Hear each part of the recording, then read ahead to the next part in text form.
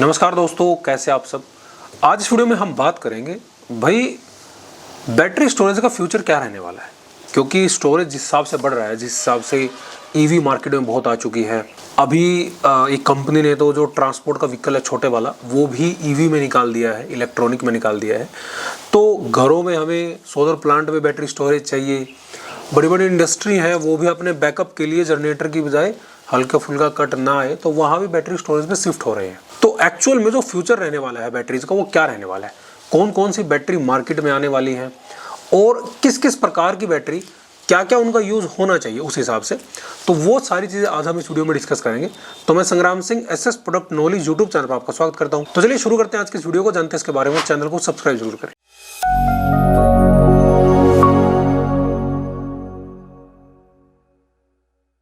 तो बात हो रही है फ्यूचर ऑफ बैटरी स्टोरेज। देखिए, सबसे पहले तो आजकल जो मार्केट में चली हुई है और ये अभी भी चलेगी और थोड़ी आगे भी बढ़ेगी। सबसे पहली बैटरी की हम डिस्कस करते हैं, वो है हमारी लिथियम आयन बैटरी।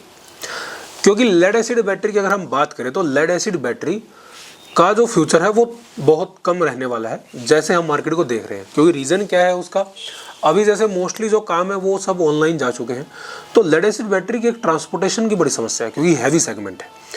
अगर हम 12 वोल्ट की 150 एच की लेड एसिड बैटरी लेते हैं, वही काम हमारा 12 वोल्ट की 100 एच लिथियम आयन बैटरी कर रही है।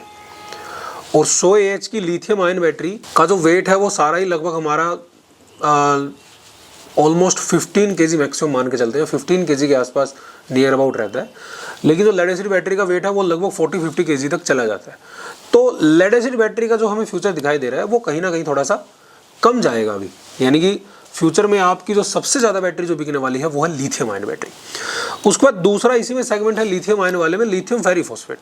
क्योंकि लिथियम आयन का यूज़ होता है, जैसे हम बात करें ईवी में अभी लिथियम आयन का यूज़ हो रहा है, लेकिन लिथियम फेरिफॉस्फेट का मोस्टली डोमेस्टिक यूज़ है। और जो सोलर पे जो बैटरी लगती है, सोलर स्टोरेज के लिए वो बैटरी लगती है, वो भी लिथियम फेरिफॉस्फेट में ही मोस्टली बैटरीज आती है। चाहे आप घर के लिए यूज़ करें या फिर जो हाइब्रिड सोलर प्लांट लग रहे हैं आजकल, वहाँ पर भी लिथियम फेरिफॉस्फेट बैटरी का उपयोग होता है। तो लिथियम बैटरी का तो प्रेजेंट भी है और फ्यूचर भी है, ये हम कह सकते हैं। उसके बाद नेक्स्ट है solid state battery. Solid state battery lithium ion battery का ही एक पार्ट है, जिसमें एक सॉलिड स्टेट केमिकल लेयर आएगी जो कि लिथियम आयन को सेपरेट करेगी। तो वो आएगी हमारी solid state battery. Solid state battery का ये है कि सॉलिड स्टेट बैटरी जो है वो थोड़ी सी चीप हो सकती है, थोड़ी सस्ती हो सकती है लिथियम आयन की अपेक्षा अगर हम बात करें। तो सॉलिड स्टेट बैटरी भी आपकी फ्यूचर में आपको मिलने वाली है। उसके बाद नेक्स्ट बैटरी की अगर हम बात करें, वो है हमारी सोडियम आयन बैटरी। जैसे लिथियम आयन बैटरी है, जैसे लिथियम से बैटरी बनाई जा रही है, ऐसे ही सोडियम से ही बैटरी बनाई जाएगी। तो जो सोडियम आयन बैटरी है उसका ये मानना है कि वो और थोड़ी सस्ती कर दी जाएगी और वो बैकअप में भी लिथियम आयन के बराबर का ही आपको बैकअप देगी। तो सोडियम आयन बैटरी का भी एक फ्यूचर रहने वाला है इस वर्ल्ड के लिए। सोडियम आयन बैटरी का एक पॉजिटिव पॉइंट और है कि वो हाई टेम्परेचर पर भी परफॉर्म कर सकते हैं। जिस टेम्परेचर पे लिथियम आयन बैटरी ज़्यादा परफॉर्म नहीं कर पाती, वो चीज़ सोडियम आयन बैटरी में आपकी दूर हो जाएगी। उसके बाद नेक्स्ट अगर हम बात करें, वो हमारी lithium iron phosphate battery. Lithium iron phosphate battery की कॉस्ट भी लो रहने वाली है, रिसाइकलिंग उसकी थोड़ी इजी है अगर हम और बैटरी की अपेक्षा बात करें। लिथियम आयरन फॉस्फेट में लो कॉस्ट उस बैटरी की रहने वाली है, लाइफ साइकिल उसके ज़्यादा होने वाले हैं और वो बड़ी सेफ है। तो लिथियम आयरन फॉस्फेट का भी एक फ्यूचर रहने वाला है। और फ्यूचर के हिसाब से अभी जो काम चला हुआ है वो चला हुआ है बैटरी स्टोरेज पे, जो कि आपको ग्रिड में सप्लाई दे सके। यानी कि इतना बैटरी स्टोरेज हो कि जिससे आपके ग्रिड में जो सप्लाई आ रही है, जैसे कई जगह अभी भी कोयले से बिजली बनती है। अगर हम जैसे पानीपत रिफाइनरी की बात करें, तो पानीपत रिफाइनरी में थर्मल प्लांट जो था उसके पास, तो वहाँ पे मोस्टली जो बिजली बनती थी वो कोयले से बनती थी। अभी तो वो प्लांट धीरे धीरे उसको कम किया जा रहा है, क्योंकि जैसे जैसे सोलर एनर्जी बढ़ रही है तो उस प्लांट का यूज़ बहुत कम हो चुका है। तो ऐसे ही भविष्य में इस चीज़ पर काम किया जा रहा है कि बैटरी स्टोरेज इतना ज़्यादा हो कि उससे आप ग्रिड में भी सप्लाई दे सको। तो बड़ी बड़ी कंपनियां उस पर रिसर्च चली हुई है अभी, और हो सकता है ऐसा भविष्य में पॉसिबल भी हो जाए। उसके बाद एक सबसे मेन सेगमेंट है ईवी का। अगर हम इलेक्ट्रॉनिक व्हीकल की बात करें, अभी ईवी में क्या हो रहा है, जो बैटरी आपके ईवी में यूज होती है, जो इलेक्ट्रॉनिक व्हीकल में यूज हो रही है, वो बैटरी आपकी आप उसको घर पर यूज नहीं कर सकते, क्योंकि उसकी वोल्टेज अलग है और घर वाली बैटरी की वोल्टेज अलग है। लेकिन फ्यूचर में ऐसा होगा कि जो भी आपकी व्हीकल वाली बैटरी है, जिससे आप अपना व्हीकल चला रहे हो, चाहे आप 2 व्हीलर हो या 4 व्हीलर, जो भी आप ले रहे हो बैटरी वाला, सेम उसी बैटरी से आप अपने घर के अप्लायंसेस भी चला सकते हो। यानी कि उसको हम कहेंगे व्हीकल टू होम, कि जिस बैटरी से आप अपना व्हीकल भी चला लो और साथ ही साथ जब आपको व्हीकल नहीं चलाना हो, जब आप घर में हो, तो उसी सेम सेगमेंट से आप अपने घर का लोड भी चला लो।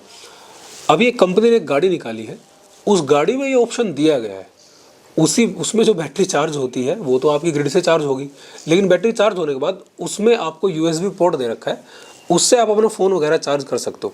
लेकिन धीरे धीरे ये 220 वोल्ट की सप्लाई भी आ जाएगी, तो इसमें कोई ज़्यादा बड़ी बात नहीं है, बस ये है कि कंपोनेंट्स को कैसे लगाना है, तो ये बड़ा ईजी है। अगर हम इंडस्ट्री और एग्रीकल्चर में बात करें तो इंडस्ट्री में, एग्रीकल्चर में अभी जगह सोलर लगे हुए हैं या फिर कई जगह वाइंड एनर्जी का इस्तेमाल होता है, तो वहाँ पर स्टोरेज के लिए बैटरी इस्तेमाल की जा सकती है एक टाइम के बाद, क्योंकि जब आपका सोलर दिन में काम करता है, उसके बाद जो आपकी वाइंड एनर्जी है वो जब तक हवा चलती है तब तक काम करती है, तो उसको स्टोरेज का भी एक सिस्टम बनाया जा सकता है, जिस स्टोरेज से जब सोलर ना हो या फिर वाइंड ना हो तब आप उस एनर्जी को यूज़ कर सको, तो उस पर भविष्य में इसमें काम हो सकता है। उसके बाद हम बैटरी प्राइसिंग की बात करते हैं। बैटरी प्राइस अभी धीरे धीरे डाउन आ रहा है और आएगा। अगर हम लिथियम वाले की बात करें, क्योंकि लिथियम बैटरी जब स्टार्ट हुई थी तो बहुत कॉस्टली थी, ऐसे ही सोलर वाले सेगमेंट में भी हुआ था। तो धीरे धीरे जहाँ तक है 2030 तक जो अभी लिथियम बैटरी का प्राइस चला हुआ है, तो वो कहीं ना कहीं इसका लगभग 30 से 40% तक तो आराम से सस्ता हो जाएगा। तो लिथियम आयन बैटरी थोड़ी सस्ती हो सकती है 2030 तक।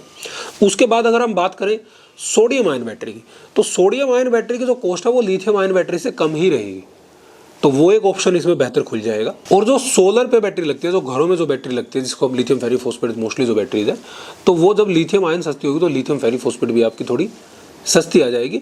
कुछ का मानना ऐसा है कि जहाँ पे इलेक्ट्रिसिटी बहुत ज़्यादा कॉस्टली है, अगर जैसे हम इंडस्ट्री की बात करें, तो वहाँ पे अगर लिथियम फेरिफॉस्फेट का स्टोरेज रखा जाएगा एक टाइम के बाद, तो हो सकता है वो बिजली से भी सस्ता मिल जाए। तो ये ऐसा पॉसिबिलिटी है, लेकिन अभी इसमें कितना होगा, कितना काम होगा, वो तो हमें थोड़ा टाइम पर ही पता चल पाएगा। तो जो फ्यूचर रहने वाला है स्टोरेज का वो बड़ा पॉजिटिव है। तो बैटरी स्टोरेज का अगर हम चाहे उसको ईवी में ले लें, होम अप्लाइंसेस के ले लें, या फिर जो बड़े बड़े प्रोजेक्ट जो कंपनियां चला रही है कि हम बैटरी से ही ग्रिड सप्लाई भी दे सकते हैं, ऐसी पॉसिबिलिटी जिस पे वो काम कर रहे हैं, तो इन सभी चीज़ों को अगर हम देखें तो बैटरी स्टोरेज का एक बहुत ही अच्छा फ्यूचर है, जिसमें अलग अलग टाइप्स की आपको बैटरी मिलेंगी, चाहे वो लिथियम आयन हो, सोडियम आयन हो, सॉलिड स्टेट बैटरी हो, अब उसमें चाहे ईवी का सेगमेंट हो, होम अप्लाइंसेस का सेगमेंट हो, या फिर इंडस्ट्री का सेगमेंट हो। तो उसके हिसाब से अगर हम फ्यूचर देख रहे हैं तो बैटरी का फ्यूचर एक बहुत ही बेहतर रहने वाला है।